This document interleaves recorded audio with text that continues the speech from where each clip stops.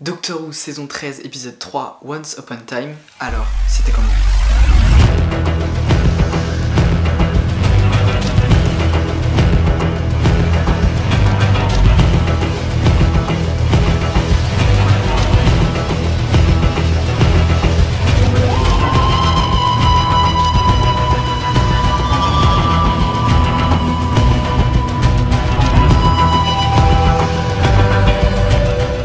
Le temps commence à se déchaîner. Sur une planète qui ne devrait pas exister, au lendemain de l'apocalypse, le docteur, Dan, Yaz et Vinder vont se battre pour survivre.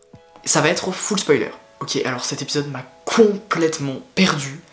C'est hyper difficile de dire quelque chose dessus. J'ai vraiment apprécié, mais alors par contre, je suis vraiment perdu. Il se passe tellement de trucs, il y a tellement de personnages et l'épisode cherche tellement à nous perdre dans des délires temporels à la Doctor Who que en même temps c'est trop bien d'être perdu et des fois je trouve que c'est justement un tout petit peu trop et c'est un défaut de l'épisode. Mais il faut dire voilà qu'il y a tellement d'histoires qui s'entrechoquent en fait, il y a toutes ces histoires avec, on voit pas beaucoup les Ravagers dans cet épisode mais il y a beaucoup d'histoires avec les Mouri et tout ce qui tourne autour du temps, du docteur, de la division, il se passe tellement de trucs et je trouve que ça fait quand même un bon mélange même si parfois ça a du mal à être digeste vu le nombre d'éléments qui doivent tenir en 50 minutes.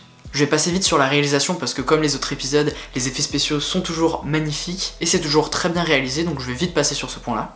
Et on pensait qu'il y avait que Moffat qui pouvait nous faire des délires temporels comme ça et maintenant Chibnall s'y met. Le docteur, je la trouve assez géniale dans cet épisode, elle est tout le temps en train de se chercher, elle passe par plein de stades différents et puis surtout elle est vraiment au centre de l'épisode. Yaz et Dan sont plutôt mis en arrière même si on a ces arcs narratifs qui commencent un peu à se dévoiler entre Dan et Diane qui est un arc très touchant. Et Yaz avec les Anges Pleureurs, on voit qu'elle a vraiment un truc avec eux. Je trouve qu'un des trucs les plus réussis de l'épisode c'est quand même l'arc narratif de, je crois qu'elle s'appelle Del, et on l'apprend à la fin, est en fait la copine de Vinder. Et même si je trouve que à l'intérieur de son arc narratif, les Daleks, les Cybermen, c'est vraiment un peu juste pour le fanservice, je trouve que ça marche plutôt bien, c'est un personnage plutôt touchant et j'ai hâte de voir la suite de leur relation. Le personnage de Vinder est beaucoup développé via ses méli-mélos temporels, et toute son histoire est un peu dévoilée avec l'histoire du grand serpent, etc. et c'est plutôt cool.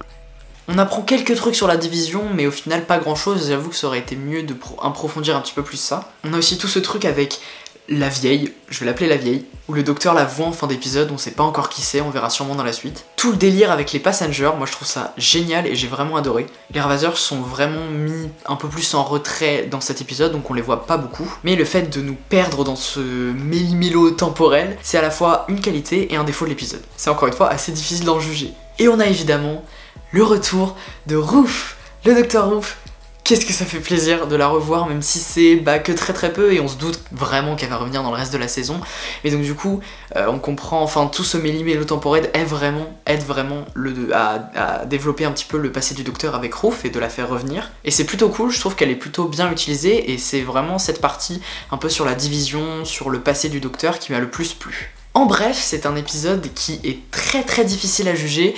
Franchement, j'ai passé quand même un super moment devant. J'ai adoré tout ce qui était méli-mélo temporel, même si je trouvais que parfois c'était un petit peu répétitif. Mais c'est vrai que ça fait très délire justement à la Doctor Who, et qu'est-ce que ça fait plaisir. Je pense que pour celui-ci, il va vraiment falloir un revisionnage de l'épisode en VOSTFR. J'ai quelques réserves, mais c'est tout de même un très bon épisode et très hâte de voir la suite.